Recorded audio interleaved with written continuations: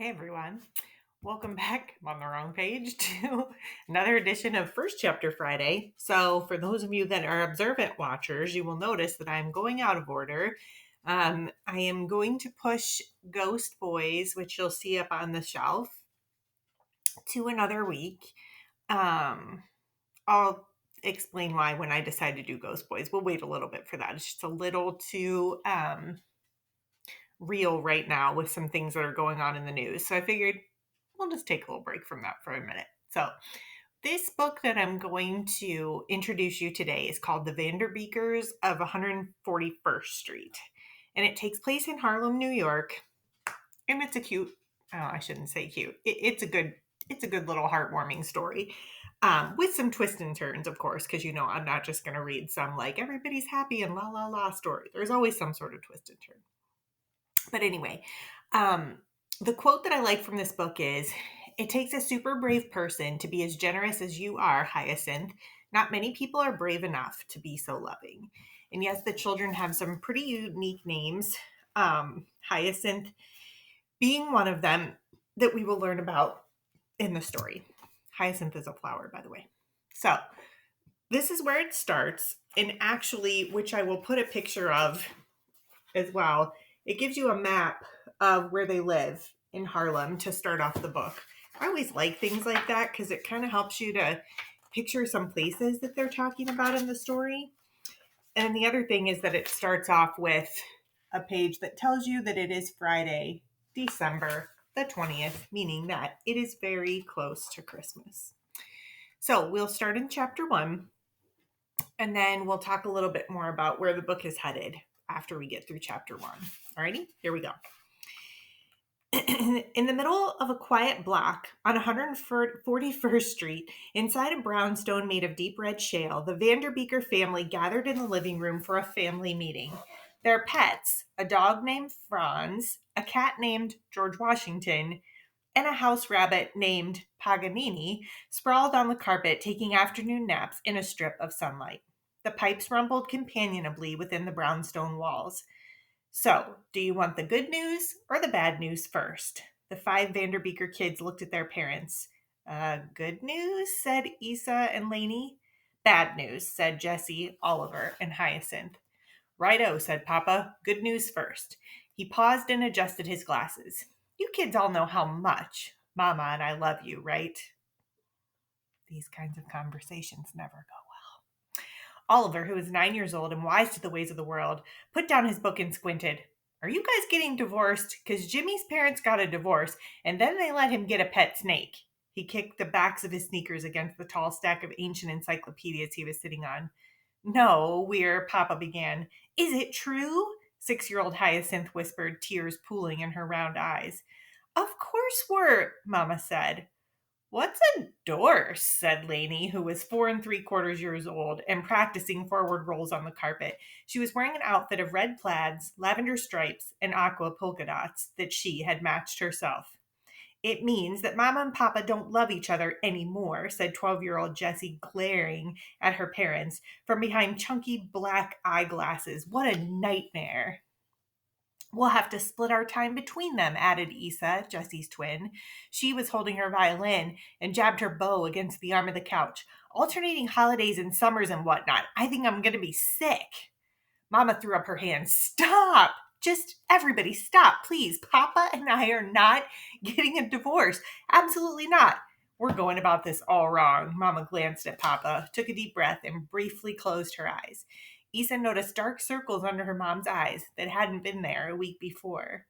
Mama's eyes opened. "Okay, let's start over. First, answer this question. On a scale of 1 to 10, how much do you like living here?" The Vanderbeeker kids glanced around at their home, a brownstone in Harlem, New York City.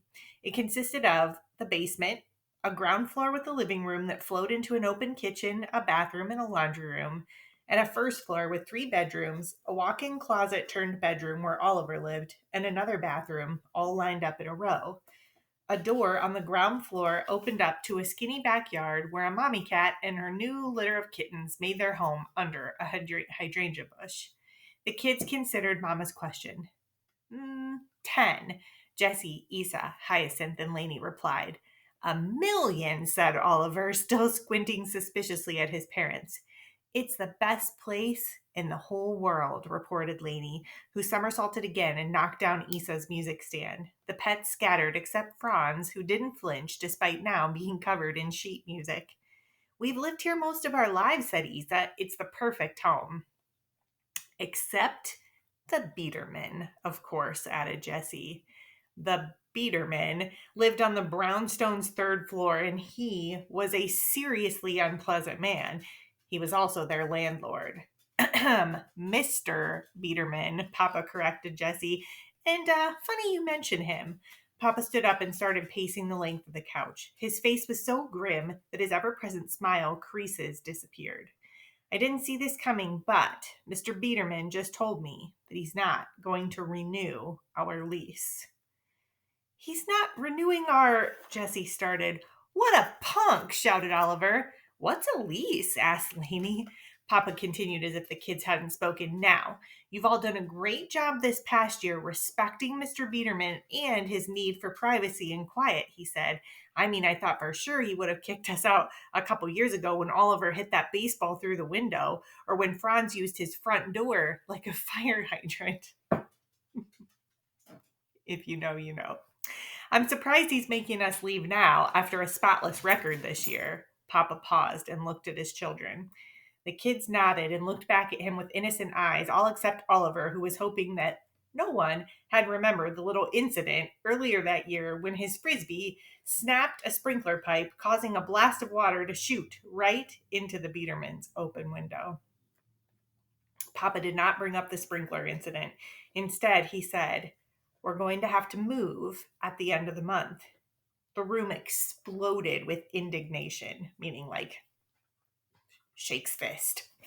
Are you serious? We've been so good, there might as well be halos above our heads, said Jessie, her glasses slipping down the bridge of her nose. Yeah, and I haven't bounced a basketball in front of the building in months, Oliver said. What's a lease? Lainey asked again. Isa has to practice violin in the freaking dungeon, said Jessie. Language, Mama warned, at the same time Isa said, I like practicing down there. Papa looked at Lainey. We have a lease with Mr. Biederman. It's an agreement between us for living here. Lainey considered what Papa said as she prepped another somersault.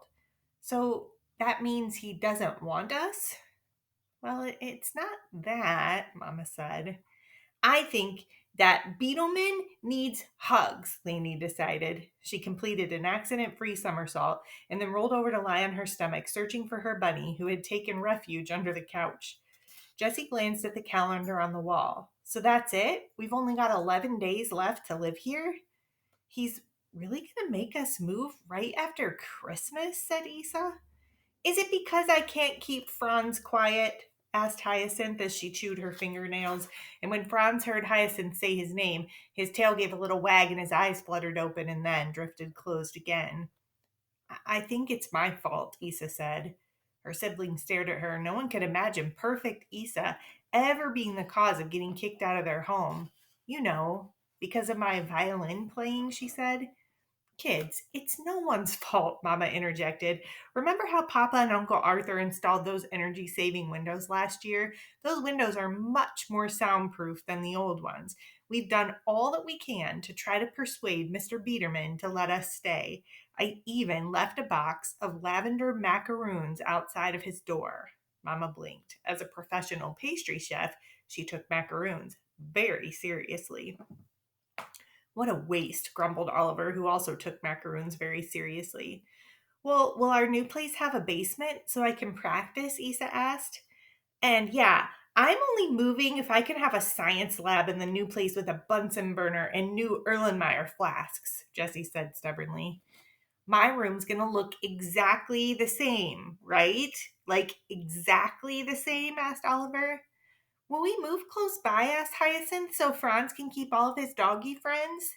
At Hyacinth's comment, the other kids' eyes widened. They had never considered that they might have to leave the neighborhood where they knew everyone on the block by name and age and hairstyle.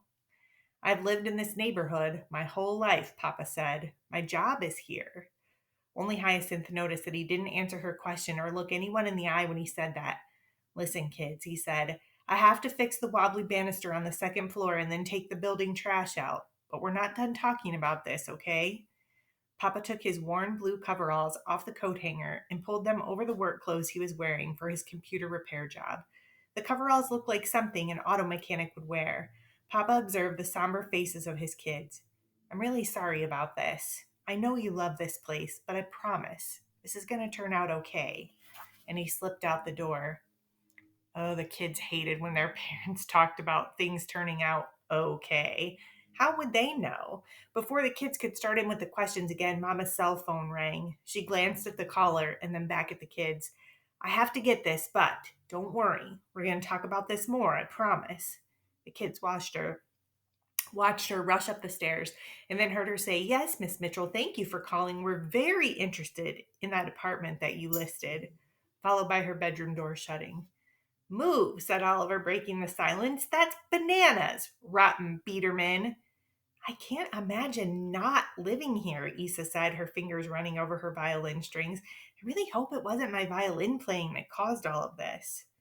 Issa had discovered Mr. Biederman's particular distaste for instruments 6 years ago when she was in first grade. She was performing Twinkle Twinkle Little Star on her tiny 1/8 size instrument for their second floor neighbor, Miss Josie. Issa stood outside Miss Josie's apartment, but halfway through her song, Mr. Biederman's door on the third floor burst open. He yelled down the staircase for the terrible racket to stop or he was going to call the police. And then the door slammed. The police on a 6-year-old violinist? Issa was in tears, and Miss Josie invited her in and fed her cookies from a delicate china dish and gave her a pretty lace handkerchief to dry her eyes. Then Miss Josie insisted that Issa keep the handkerchief, which Issa to this day kept in her violin case. It makes no sense, said Jessie, pacing back and forth between the couch and the picture window. She ran her hands through her wild hair, which made her look like a crazed scientist. Newton's third law says that for every action there is an equal and opposite reaction. Now consider this. Papa does so much for this building. He keeps the front stoop clean, he rakes leaves, he shovels snow, he saves the Biedermen so much money by doing all of the repairs himself. So, what about Newton's third law? The Biederman kicking us out of the building is not an equal reaction. I want to see a Newton, exclaimed Blaney. I don't think that law applies here, said Issa, unconsciously adjusting her neat ponytail into an even neater ponytail. Newton's laws apply to everything, Jessie said with her I'm right and no one can convince me otherwise voice. Uncle Arthur helps with the big repairs, Oliver commented as he searched through the stack of ancient encyclopedias for the one marked with an N. Papa does all the daily stuff, Jessie pointed out, and he fixes Uncle Arthur's laptop whenever it breaks. Oliver pulled the correct encyclopedia from the stack and flipped through it. Newton is this guy, he said to Laney, pointing to a photo in the book. He has very nice hair, said Laney, running her fingers over the picture. Don't read that, scolded Jessie. Those books are 60 years old and full of inaccurate science. Okay, people, Issa interrupted. Let's get back on topic. I figure we have until Christmas to convince the Biederman to let us stay. But that's only 4.5 days, Jessie exclaimed. She looked at her watch. 106 hours. Exactly. Less than 5 days, people. Who has ideas? I don't know. Give him lots of hugs, suggested Laney. Oliver rubbed his hands together and raised one eyebrow. Let's spray paint his door. He gave a dramatic pause with disgusting bathroom words. Issa ignored her brother. Laney, I think you are right. We should try to do nice things for the Biederman. Change his mind about us. Jessie and Oliver looked skeptical. Hyacinth looked scared. Laney looked ready to give out hugs. Lots of hugs. After a long silence, Oliver shrugged. I'd be willing to do nice things for him if he lets us stay. I guess I can try to be nice to him, Jessie said. Issa gave her a grateful look. Although, if this doesn't work, then Oliver and I totally get to spray paint his door. What do you think, Hyacinth? He scares me, Hyacinth said, chewing at her pinky finger. Okay, it's 5 against 1, said Oliver. What's he going to do to us anyway? I know you can do this, Isa said to Hyacinth. You need to channel Hyacinth the Brave. Hyacinth nodded but continued gnawing on her pinky. Isa mused. Wouldn't it be great if we were able to convince the Biederman to let us stay? It would be like giving Mama and Papa the most amazing Christmas present ever. The Vanderbeeker kids thought about giving their parents the best Christmas present ever. Of course, Hyacinth had already made presents for them. She had completed them 2 months ago, but she liked the idea of a group gift. Oliver, who spent quite a bit of time contemplating what he was going to get for Christmas, just remembered that he was expected to give gifts as well. Mama and Papa deserve an amazing present from us, Oliver decided. Let's keep it a secret. Isa looked at him. You haven't gotten them anything yet, have you? Oliver quickly changed the topic. And if it's a secret, then we need to make sure that you know who doesn't spill the beans. And he gave a not so discreet nod towards Lainey. Lainey, said Jessie, this is a secret. Right, Lainey said promptly. Right what? Jessie said. Right, let's be nice to Beagerback, Lainey said.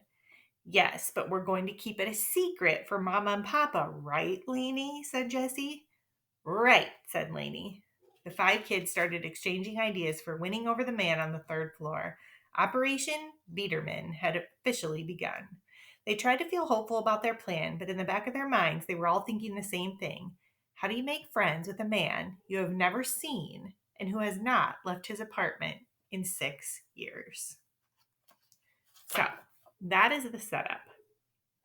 Basically, they're looking for a Christmas miracle, right? They need to try and convince him somehow to let them stay because they really can't afford to move anywhere else.